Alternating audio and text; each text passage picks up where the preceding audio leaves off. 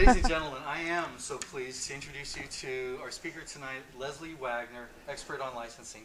Thank you very much, Leslie. Sure, thanks. So most of you know me because you've come to one or more meetings in the past, or maybe you've gone on our website at SDIF, looked at our videos. I do these yearly. I change up the topic. It's all around licensing, but I tend to not do the same discussion year over year. That way you get a little bit of a different flavor for things. And so if I don't cover exactly what you're looking for tonight, I encourage you to go online and look up some of that information, both either on San Diego Inventors Forum, or you can go to my website and look up the video links, and there's some other documentation there for you as well. Okay, so just to give you a background, I am a contract negotiator and I do licensing. I've licensed hundreds of products for various companies, lots of Fortune 500, mostly tech, done some product development, and I'm currently on a large retail product project. It's confidential. I'd give you some more information, but then I'd have to kill you. So, so today I'm just going to talk to you about some basics, some term sheets, because really in order to do a licensing deal, and I'm going to talk a little bit more about some differentiation there, is you've got to be prepared. I personally will not take the effort or time to work with anyone who is not prepared and doesn't have all of their information together and is really prepared to move forward in the process. Because in and of itself, licensing is an arduous process. There is a lot to it. There is a lot that you need to know, and there's definitely a lot I need to know. And in order for us to proceed, I really need to make sure that things are in order, and we'll talk a little bit about what those things are today. Essentially, like I said, I need to make sure that you kind of have a really, really good idea of what it is that you're trying to do. Maybe we got it there? So the first part of it is getting to know yourself. What is intellectual property, and what do you have in terms of intellectual property to share and to make available for licensing? So intellectual property, kind of in a nutshell, can be one of various things. They're obviously and certainly patents. Here we go. They could be copyrights, trademarks, and other trade secrets that potentially you may or may not want. Generally, you don't want to disclose to a potential licensee. What I need to know is, what is your product and how does it fit into the various intellectual property categories? What I need to know is, what do you know about your product? When I say get to know you, it's not really interested in you personally per se, but what your product is, what it can do, what problem does it solve, what purpose in life does it make easier for someone?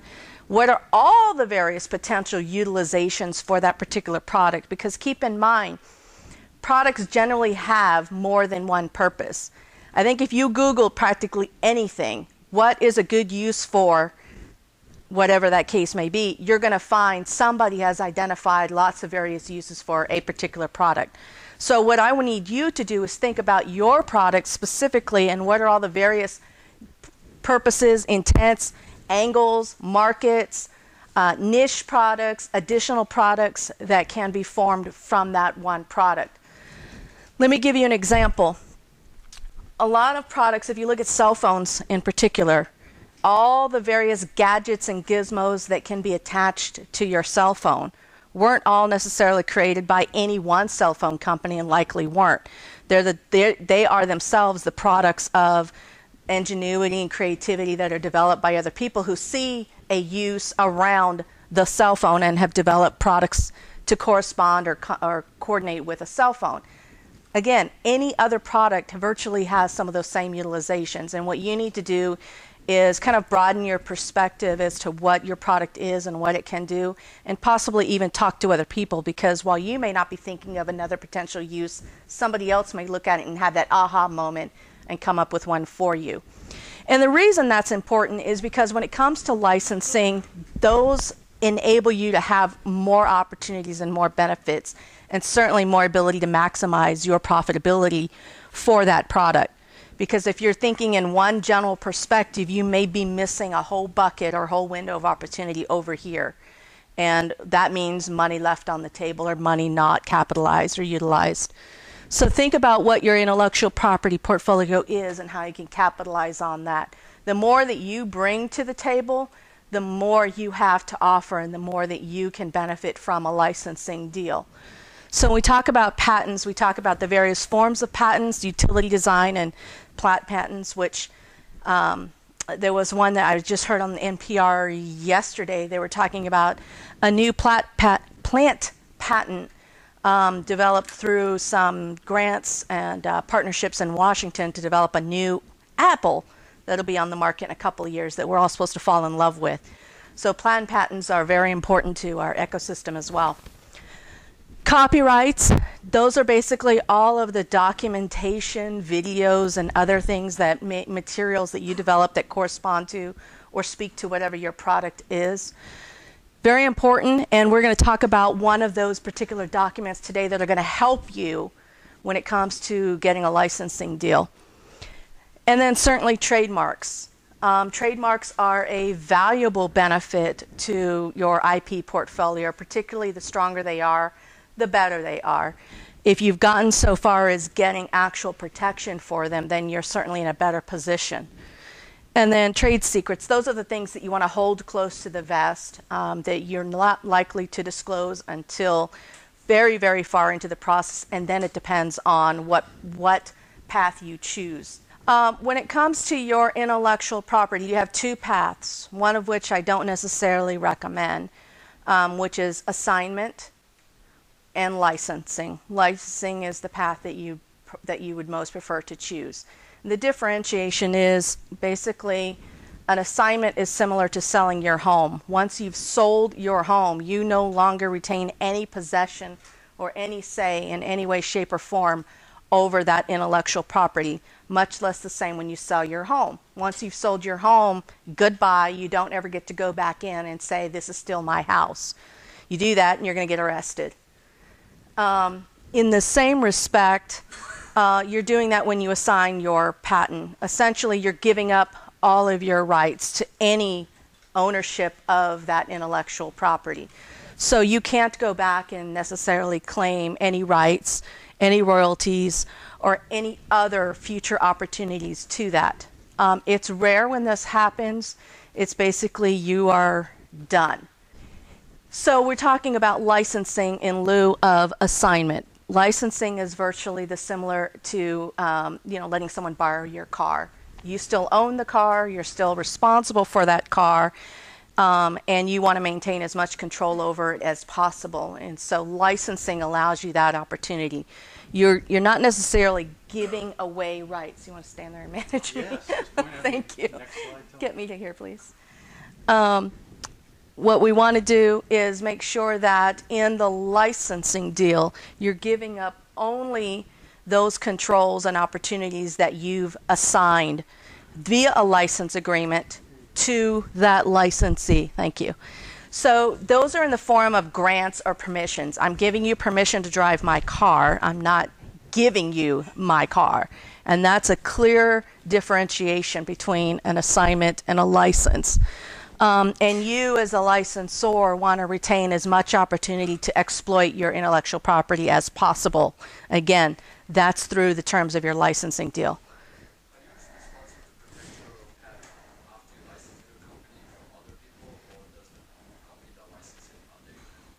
That can be structured as part of your deal, but ultimately you still need to maintain some form of control of that. Because even if you make them responsible for it as part of the licensing structure, you still have to enforce that. Because if they're not doing it, it's still your fault, it's still your problem ultimately. Okay? Go ahead. So what you need to do is understand who you are, what your product is, what's your plan, what's your roadmap, and once you have all of you figured out, then you need to figure out who your prospective licensees are. Okay? You need to do your homework, and you can do this. When I say you, I mean you, actually you. There's a lot of available information out there for you to do that research for yourself to find out who your potential licensees are. You can obtain the aid or assistance of a broker or an agent who will do a lot of that legwork for you, but it is going to cost you. It is not cheap. It is not free. And it will dilute your opportunities for, royalties and other monetary gain through that. And we'll talk a little bit about that as we go along. But you really need to understand who your licensee is. Who would go on a blind date and then turn around and immediately marry that person? You take a chance? Okay, 1 out of how many in this room is willing to take that chance? Let me know how that would work out for you. Because the reality is it's not necessarily going to work out. And unfortunately, it doesn't matter how well you do your research.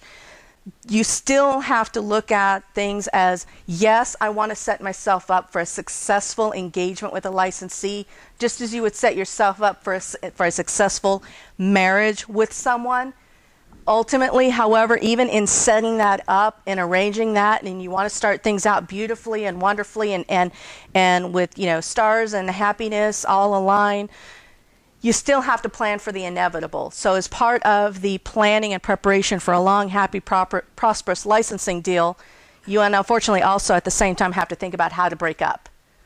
And that's part of the licensing deal. And that's part of also the reason why you need to understand your licensee, because you may have to look at other mitigating circumstances that may require you to get out of a licensing deal sooner, break up sooner than later. And there are a lot of ways to do that, but there are things that you have to think about.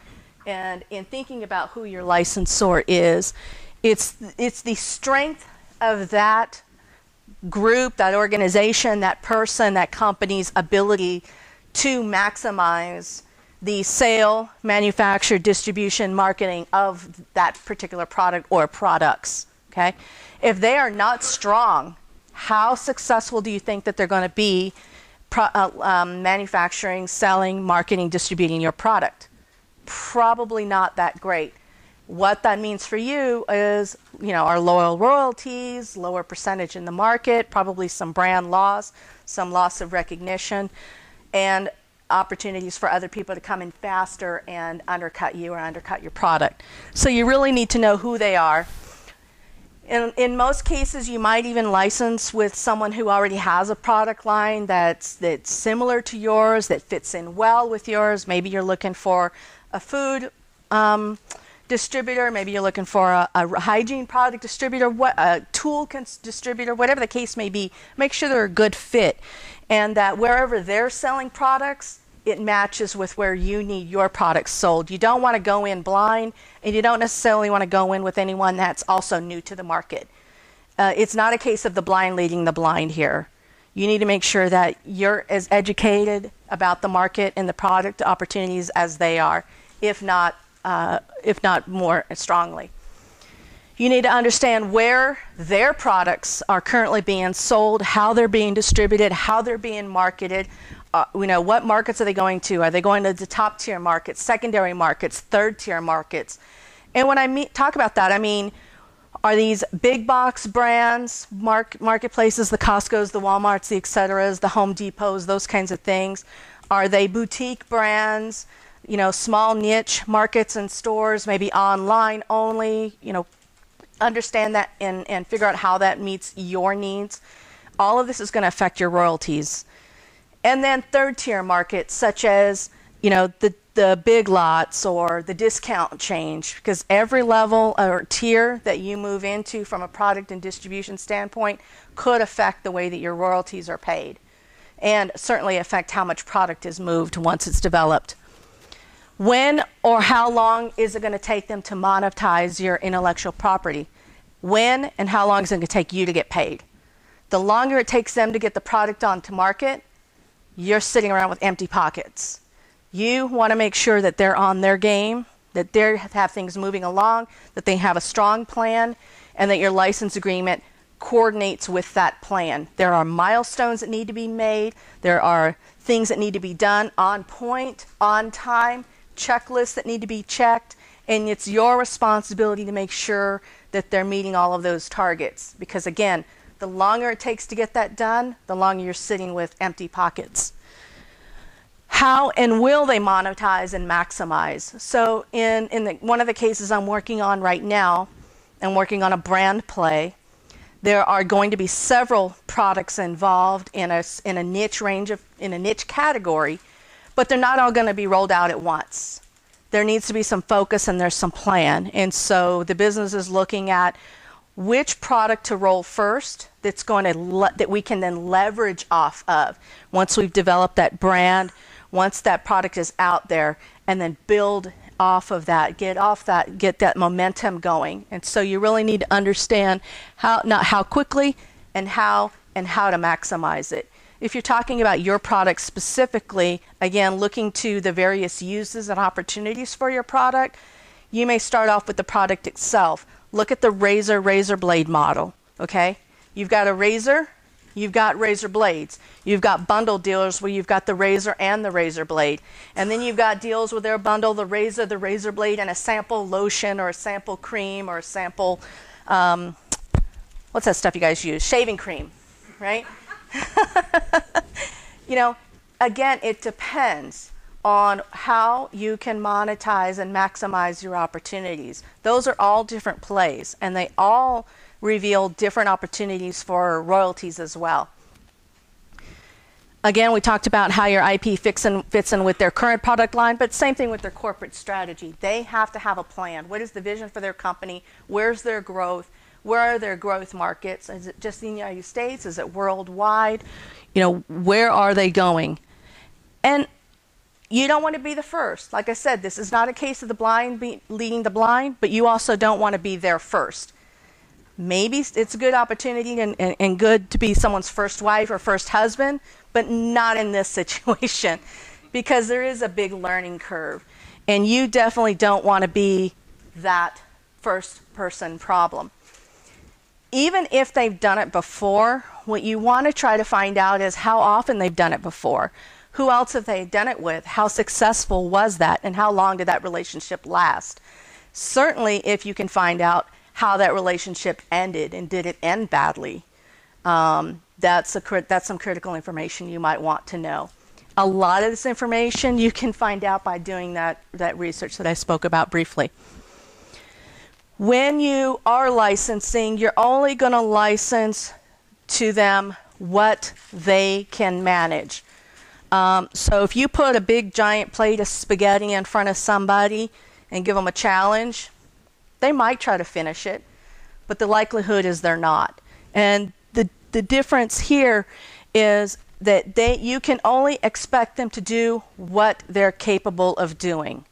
Don't give them more than they can handle, because you're setting them up and you're setting yourself up for failure. And then what's the point? You want to make sure that you consider all of your geographic limitations and all of your opportunistic opportunities. For instance, if the licensee is only a U.S.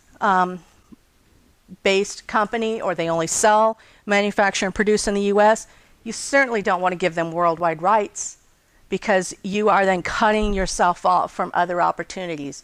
So that means, in fact, you could have more than one relationship. Licensing is not always about monogamy.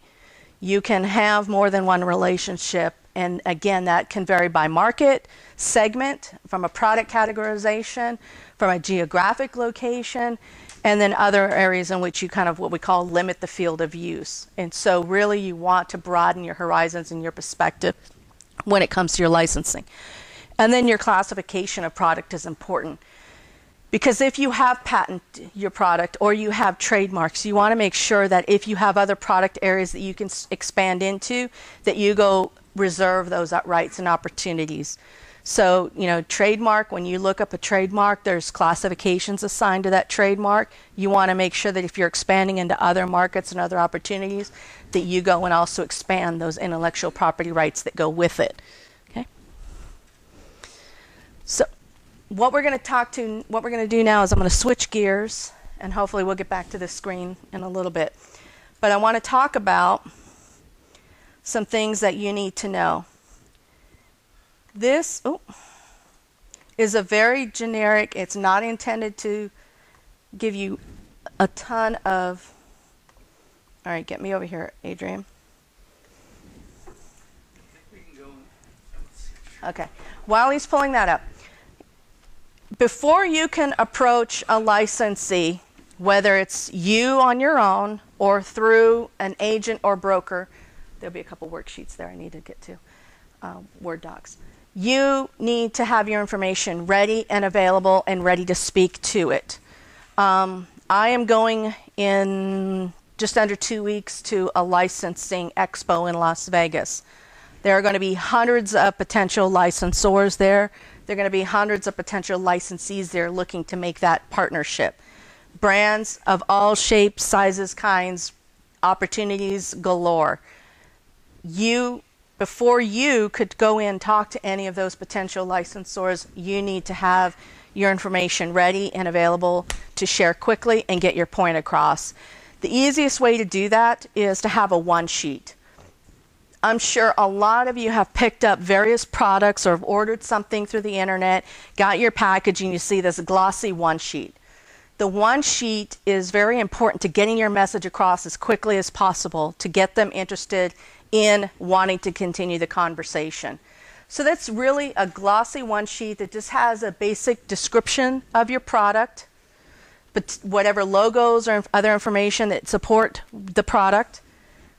Pictures are certainly helpful, and pictures from various angles to show, how cool or neat or whatever the case may be relative to that product.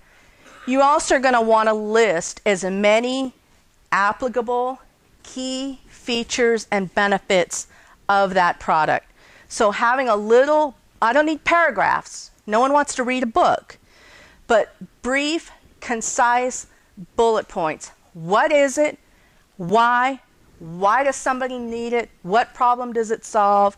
What are the key features and benefits that make it unique or different or make somebody want to buy it?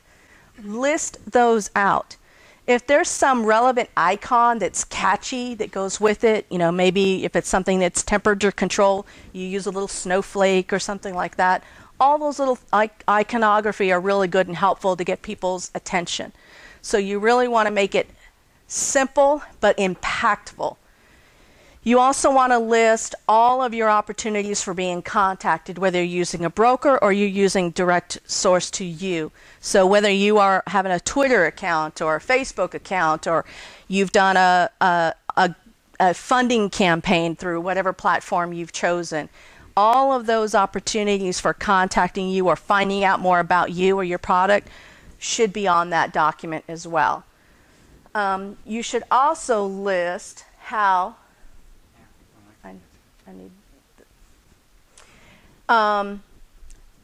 how and why your product and IP portfolio is important. If you have already secured patents, you certainly want to list the patent number on the bottom of the document. Even if it's patent pending, just go ahead and write patent pending. If you've got copyrights, whether they're federally protected or not, you can list that information on the bottom. So again, it's having that impactful, informative, one document that you can present and say, hi, I'm so-and-so, I have this amazing product I want you I want to talk to you about. This is what it is. Boom, hand them that. Talk to them while they're looking at it and give them a chance to get engaged. And whether they respond at that moment or not, they have something they can consider later. But again, it's got to have enough substantive information for them to be interested. Okay? Any questions on any of that so far? Go ahead. You didn't really discuss the difference between exclusive versus non-exclusive. So I was going to touch on that a little bit later, but I'll go ahead and touch on that. So when you are going to do a licensing deal, you have opportunities, as I mentioned earlier, to carve up and be not necessarily be monogamous, and that goes across that kind of means a lot of different things. In relation to exclusive versus non-exclusive, it means something completely different. Non-exclusive is generally where you want to be, because that again gives you the opportunity to exploit your product opportunities as much as possible, wherever possible. Non-exclusive means you're not the only one. I am not tying all of my opportunities to you exclusively. And the reason you want to do that is very important because, again, for all the other reasons I named, if they're not performing, if they're not getting the job done, if they're not selling, if they're not doing whatever it is, you need the ability to go play with somebody else, either at the same time or get out of the agreement you're in so that you can go play with somebody else or get engaged with somebody else. Generally, you'd want a non-exclusive deal so that you can be working with various licensees in other opportunities. You may have one in the US, you may have one in another country, you may have one in the medical field, you may have one in a consumer field. Again, there are various ways to break it out, and until you fully understand what your opportunities are, you want to tend to stay away from an exclusive deal unless it makes perfect sense to do so. Does that make sense?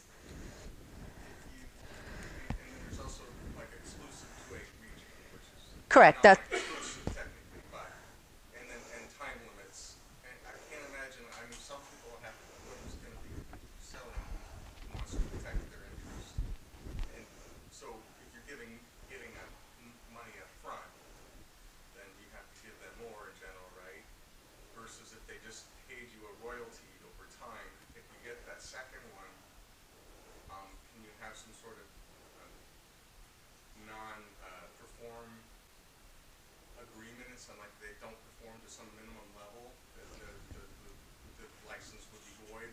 Or Well, those are the reasons why I said as soon as you're setting up a license agreement, you know, when you're at the altar getting married, you're thinking this is long life, you know, long live happiness. What are those terms? It didn't work for me, so I don't know. Live long and prosper. Yeah, that's not it either. That's a Star Trek thing, and you don't want me playing with my fingers because I'm going to give you the wrong one. But unfortunately, unlike a marriage, when you're at the altar, it's not, you know, a long life partnership.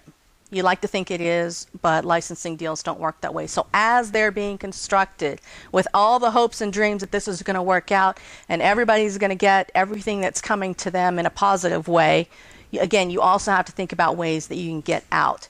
Even if you have the best and most perfect licensee and they're going to do everything you think, or they say they're going to do everything that they're going to do for you, things happen.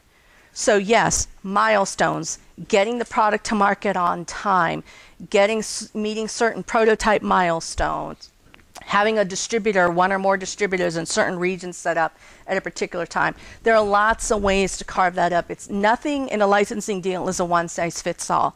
It absolutely is not. If somebody tells you that, run. Because I've countless deals, and I've never had one that's cookie cutter or exactly the same as the last. So, yes. Does that answer your question? Okay.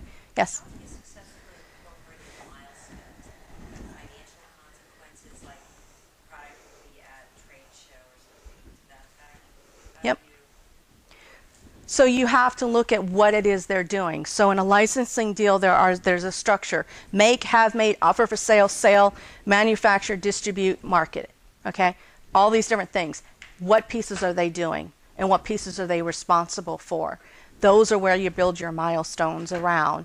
So you want to have, you could have a milestone for first packaging, right? The prototype packaging. You could have a milestone for the first prototype once it's manufactured. You could have a tooling prototype, which is one of the first steps to even getting a product developed, right? You have to figure out what it is they're going to be responsible for, and then you set up the milestones around that. And you've got to work together as part of the partnership to figure out what is it going to take to reach and meet each of those milestones. Because you don't want to set them up for failure any more than they want to fail, right? So if the Receptivity, though, to financial and milestones, or just defining them and well, having those triggered dialogue? Well, so you don't necessarily in the beginning want to set it up as a penalty situation. What you want to do is you structure the royalty in such a way that they're lower at first, and then they progressively change as the milestones are met. So there are various ways to structure it, but the biggest thing is having those milestones be trigger dates to get out. That's really kind of the more beneficial one, because if you got to penalize them, I mean, how many times do you spank your kid? And that doesn't help. You punish them, you put them in the corner, you deal with the same thing over and over every day. So no necessarily any form of punishment is necessarily going to make a positive relationship in a licensing deal. So really the option, unlike a kid, is just scram. You can get out and leave them behind. You can't do that. But you want to make sure that you have actually opportunities to get out and go find somebody else to work with. Yep. How comfortable do you feel negotiating a non-exclusive license with several big companies in the United States that will compete with each other for this product? Well, that's where you have to be clear about why you would need a deal structured that way, because they're going to look at that and say, well, that's my competitor. I don't want to do business with you if you're doing business with my competitor. You have to show them the differentiation as to why you need two companies to work with that may look at themselves as competitors, but clearly there must be some reason, some differentiation why it would still make sense to do business with both. And you have to get that point across to them and show them that no, in fact, they're not necessarily competing in this particular instance, and here's why. There's always a differentiation. Oh, I've done it. Yep. You say that, things like the amount of time to monetize, the amount of time to produce, that sort of thing. Do you go into the meeting with a best guess and then negotiate between it, or do you ask them, tell me how long it's going to take you to monetize this thing and let's talk about it? Yeah, no, it's absolutely a two-way discussion, because you don't know what all of their manufacturing processes are, whether they're U.S. or overseas, or what that's. Together a timeline and say, based on my experience, tooling takes 8 weeks, and the first article takes 3 weeks after that. Yeah, if you have that level of experience, it certainly helps you understand where they're coming from in terms of their timeline. Because if they say, oh, it's going to take 12 weeks, and in fact, from your own experience that, it's 6 weeks, then you're going to want to question that, right? And have that discussion. Well, in my experience, this generally takes 6 to 8 weeks, and you're talking 12. Can you explain to me why that cycle would be longer? That's a discussion point. If you're knowledgeable and have that, certainly doesn't hurt you. But for you to go in and tell them is probably not necessarily going to work out, because you don't have that level of expertise. That's what I'm asking. You just kind of give it your best guess and then you negotiate from there. Yeah, if you don't have that experience, you need to let them drive that and then figure out and have them explain and come to some acceptable middle on that. Yep. Well, if you have a non-exclusive license between, let's say, 2 or 3 different companies, do they have to follow your protocol of making the exact product, or do they do their own similar? You can set those parameters in the contract. You could have certain specifications, because depending on what it is, and if it's something that's patented, obviously it needs to meet the criteria of the patent. Otherwise, you could potentially use some protections there, right? So, you can work to set those specification levels if you're talking about a food product or any other product where there's a recipe involved. Certainly you want to make sure that, just because it looks like this in one part of the country and then it looks like this in another part of the country, blue bottle versus a red bottle, you want to make sure it's the same product. Right. Pardon? Yeah.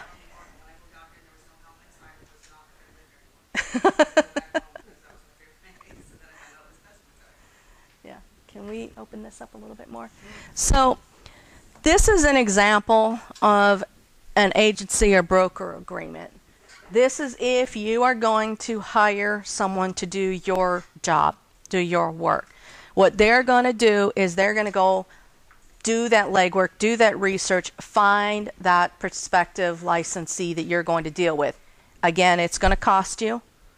It's going to still cost you time, effort, and definitely going to cost you money. There are various ways you can find these folks. Some industries require that you go through them. Most don't. If you happen to be going to the expo in Vegas, you will get examples of this by the hundreds. But this is just something I use, because I have worked deals where there is an agency as the middle person. But I can tell you, of all the deals I've ever done, this is a fraction of the deals I've done that include an agency or broker Nearly every deal is direct. And again, it's because we want to control the relationship and we want to cut out costs. So basically, just like when you sell a house, if you sold it yourself, do you have to pay those commissions and agency fees and all that other stuff? But who does that? In the housing market, you don't do it, but in the licensing, you can do that. But these are some of the things you're going to have to be prepared for. Can you go back to the top? So, you know, who they're going to find out who those prospective licensors are. They're going to come to you and say, "Hey, I think your product is great. I think there's probably 2 or 3 licensors out there who would want this." They're going to come to you with this deal, but you need to kind of have a pre-deal in mind. You need to set some parameters first so that they don't bring you junk. Because depending on how you've structured this deal with your agency, you absolutely don't want to pay them for junk, right? Who likes junk mail? I certainly don't, and I get enough of it. You don't want a junk deal. You want to make sure that any deal they bring you fits your criteria, meets whatever the licensor's market segment is, product category, regional category, all of the other fits and needs that you have, and I'll show you that sheet in a moment. But you kind of need to set the framework. Just like if you were going to go buy a car, just like if you were going to sell your home and go look for a new home, you have some specifications for what it is that you want to buy. You need to have some of those same specifications or parameters around the licensee that you want to engage with in order to prepare them, to prepare an agent or broker so that they bring you the best deal possible. And you certainly want to make sure that you haven't entered into an agency deal where you get stuck paying for junk deals either. So only viable deals that meet your criteria or specifications should be brought to you. And this is kind of a way to do that. You determine, you know, what property you're going to license, what services are they going to provide, and what services is the licensee going to provide. And so I've kind of highlighted a few things here. You know, manufacture, distribute, sale, and marketing. Is it all? Is it some? Or is it some combination of that? What is their job? In this case, the job would be to obtain approvals, seek licensing, seek public relations opportunities, and support. So in this case, the agency kind of does the legwork, is responsible for kind of managing that day-to-day responsibility of the licensee you're going to work with, but doesn't own or control the relationship. And there's a distinction there. Okay. And so this kind of sets out, you know, the framework for that first step in the agency or broker relationship that leads you into a license agreement, if you choose to go that route. I'm not suggesting it. I'm not saying don't do it. It depends on your opportunity for your product. Can you switch to the next one? In any case, what you're really looking for, yes, please. As I said, who are you? What is your product? No, this one. Are the brokers better at some niche? No, we were on this. That's one I need. Pardon? You know, you mentioned they're a small percentage. Are they better at some niche? You know, or is it just kind of? In some cases, they are. In others, again, it depends on how much work you want to do and how much you're willing to give up in exchange for that, right? So if you just say, I have this product, I want to license it, here's the basics of what I'm looking for, and you want them to go do the hard work, that's completely fine. They're going to do that. It's going to take time. It's going to take a lot of effort, but it can be done. But again, you're going to pay for that. Whereas if you do that work yourself and the industry or that you're in doesn't require that you use a broker, then you don't necessarily need it. So it depends on how comprehensive it is. You're in medical device industry, then somebody like this might. Possibly. So those kind of scenarios. Mhm. Yep. What's the difference between an agent and a broker? Nothing. Essentially the same. Is there a rough budget of usually what it costs? No. No. There's no budget. There's no magic number. I mean, and again, this is all my experience, my perspective of being in this industry for 20 plus years. But no, not necessarily. And again, part of that is because it depends on how much work they have to do. Not only in the beginning to get you a license deal to present to you, so that means them going out and finding a prospective licensee to do business with, but then how much of the process are they going to be engaged in and responsible for managing? If they have any responsibility for any of the day-to-day, like collecting your royalties, doing any sort of audit procedure, doing any sort of reconciliation, anything like that, of course they're going to want a bigger chunk, right? So it depends. So I'm sorry, I need the other one. So in any case, whether you're direct or not. So direct is you do not have an agent or broker. Direct is you work with that prospective licensee. This is your basics. This is where you start in defining what a license agreement looks like. This is not everything. This is not a uniform one-size-fits-all. This is some very basic information to get you started, to have that conversation with that prospective licensee.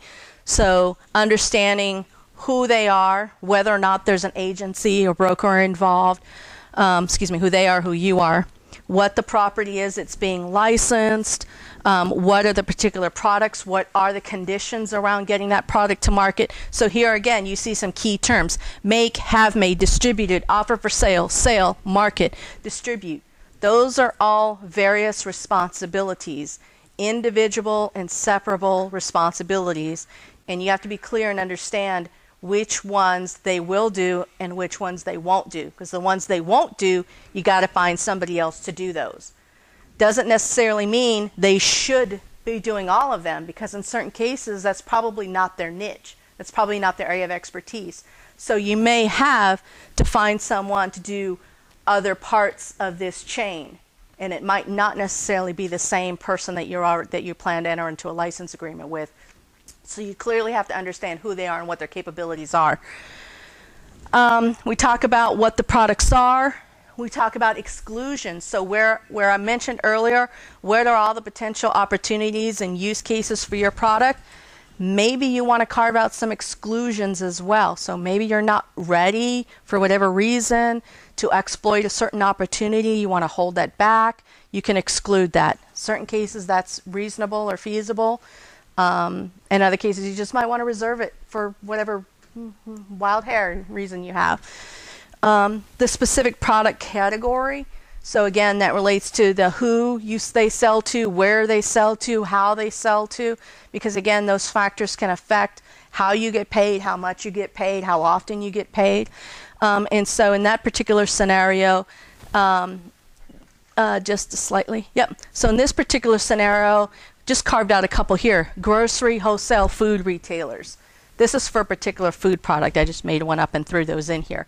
But yours, is going to differ by product, right? So a tool product may vary what that chain looks like. A clothing product may differ what that chain looks like. You've got to understand what your chain is. Then we talk about term. How long should this relationship be expected to last? What's the plan for this marriage? Because it's not a lifelong marriage, but there's some life expectancy that you plan for up front. So you need to understand what those start and end dates for that relationship are. And then on an annual basis, what are some of the things that you're looking for? So in this particular case, starting with how is the royalty going to be based? Is it net sales, gross sales, wholesale? All of those things need to be taken into consideration because they all have different cost factors involved, right? So how are you going to get paid? When you're going to get paid? In this example, here's an out already that we're thinking about, how to get out, how to break up. If they don't meet certain number of gross receipts within a certain period of time, that first in-store date, that first sale date, that first prototype date, whatever the case may be. Just some examples are thrown up here. If and how the contract can be extended. If you have a lovely, happy marriage and initially had a 5-year plan for your engagement with this particular licensee, and everything happens to be going well, you can build in what are the opportunities to continue or extend that relationship beyond that initial term. Make it simple and easy that if all the terms of the contract are met and there are no particular issues or problems, it could be an automatic extension of a specific period of time. I don't necessarily recommend the same period that you started up with. Make it an annual, make it a 2-year if it's a 5-year deal, but I wouldn't say a 5 and 5 necessarily. But that's a business decision that you have to contemplate with your partner.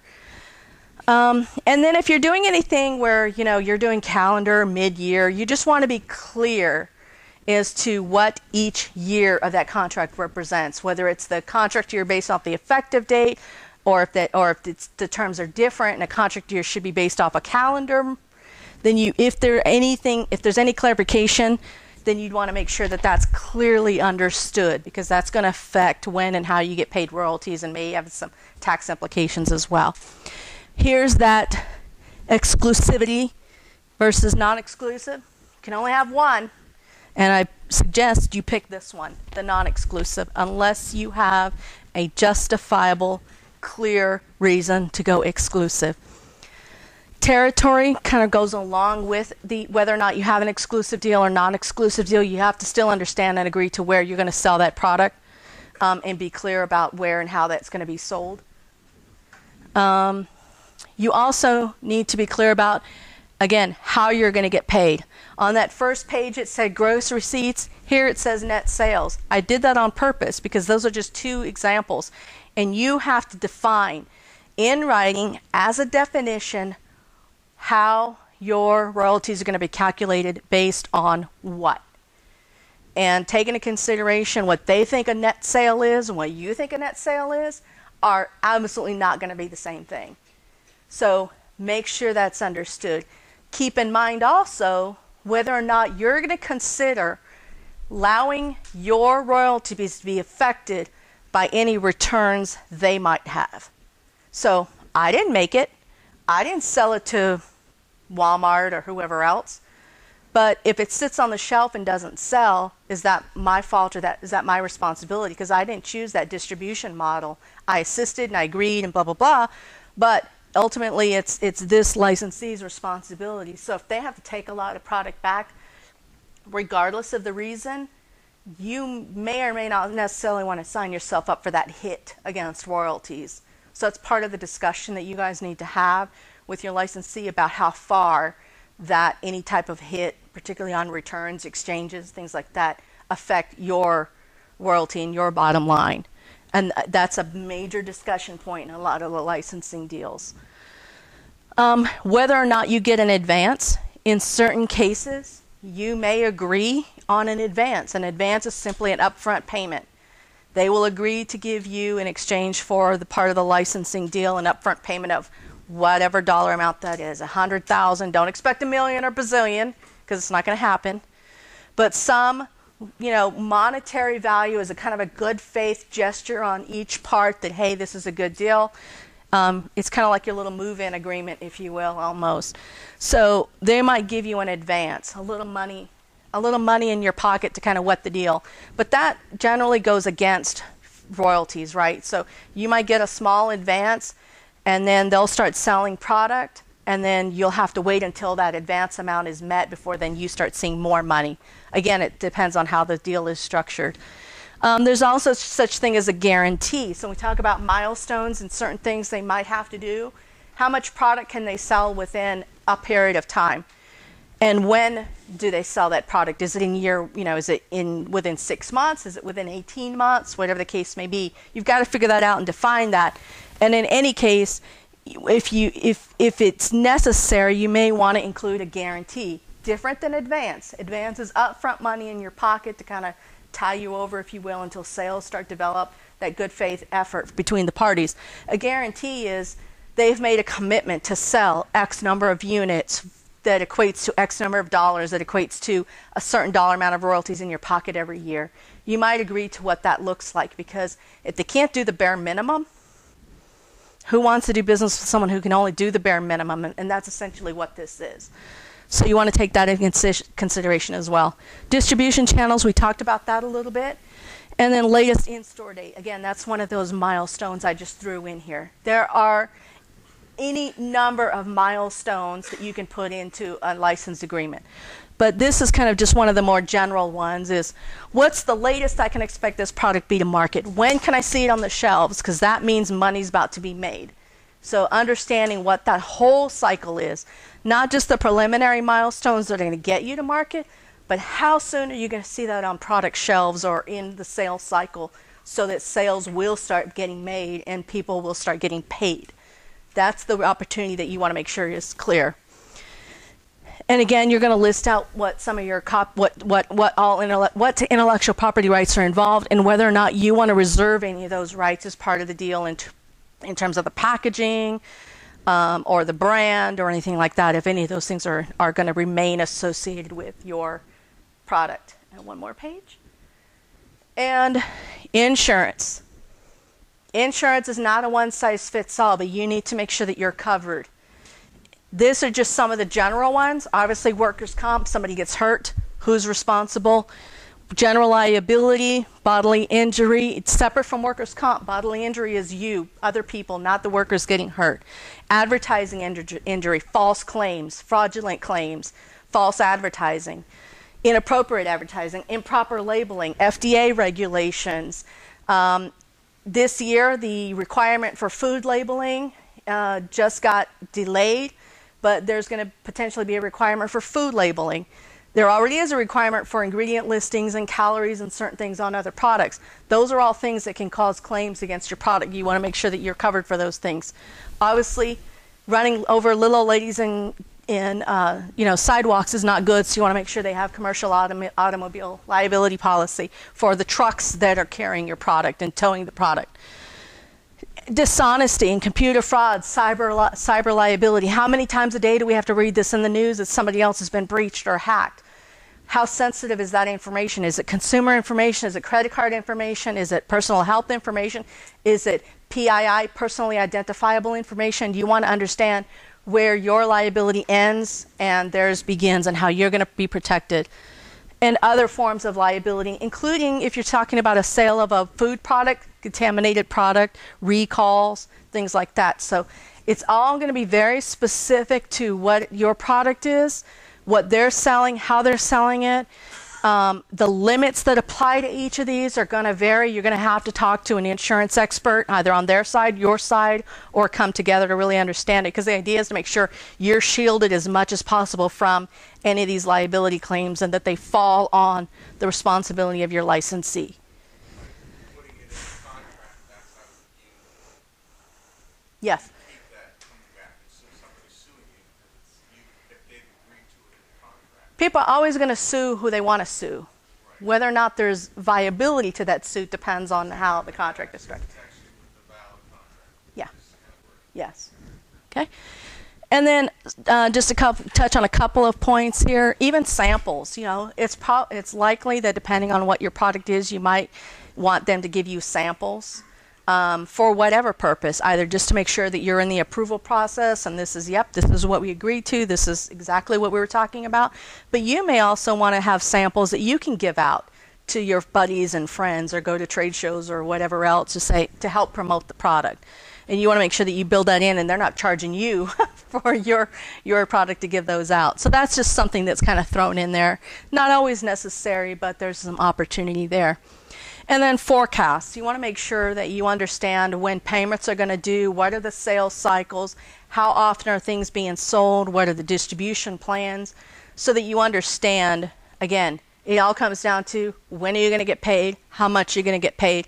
And understanding and relying on those forecasts and reports are critical, because if there's a disparity there, you want to make sure that you have a conversation, because if things aren't going well, this is one of those checks and balances that help you understand how well that relationship is going. So again, these are touch points. Again, I'm going to stress, a license agreement is not a one-size-fits-all. Every product is unique, every circumstance is unique, every license deal is unique. These are just some examples to kind of get your head swimming around what is going on here. These are just some of the things going on here. We could talk about licensing for days on end, My voice won't allow that. But I hope I've given you enough information just to get you thinking about it. It's enough to get your mind going around, gosh, this is all the stuff I need to know to get ready, to get prepared, because no one is going to want to sit down at the table and talk to you until you know your business. They're certainly not going to discuss their business with you until then. So, you want to go back to the presentation for a brief minute, if you can. So, again, that's some brief information on some minimal aspects of intellectual property, whether or not to use a broker, some information around, how to get paid, when to get paid, how to enter license agreement, how to break up at the same time, and other things to consider when and if you go through a broker. So I'm going to stop here, see if there are any more questions, and then I'm off. Yep. So I'm thinking about trying to figure out, I guess, some type of licensing agreement where you list the trademark on the sports team or something. Uh-huh. As an organization. Yes. So it might be the other way around. I'm curious, in a nutshell, how the logistics of that kind of agreement differ and where you came to that kind of agreement. So it depends on what it is you're licensing from them and why. So I do sports licensing as well. And so if you're just licensing, the trademark for a particular event or product, if in most cases you're looking at it to, produce something with that logo or mark on it, a keychain, a t-shirt, whatever, right? Those, you're going to pay some money just for the rights to use whatever trademarks those are, and depending on how far up they go, I mean, there are different guidelines for MLB and NBA and so forth and so on, and different levels of approval may be required. So there's a baseline there for authorization and approval just to license those marks, and then there'll be some structure around what is it you're selling, how you're selling, where are you selling, and then there's certainly going to be some sort of royalty off the sale of those products. Yep. How do online sales fit into with licensing of different territories? That's a tricky one. Just like Amazon, right? Yeah. Sometimes you say pay tax, sometimes you don't. They're still trying to figure that out. All of a sudden you have brick and mortar stores and sales, but then you go on eBay or Yeah.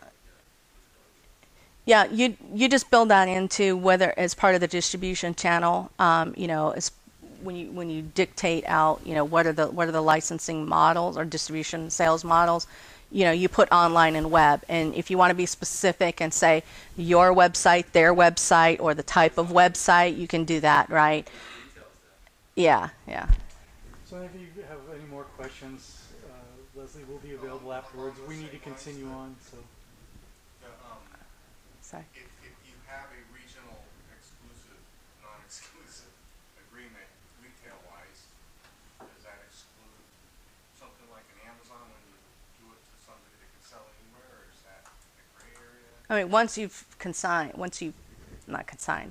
authorized a sale through Amazon, I mean that. You have some distributor that's got Southern California, and you've given that region, and that doesn't exclude you from setting up an agreement with Amazon to sell, that just happens to sell into that market. No. Okay. If you've done your deal correctly.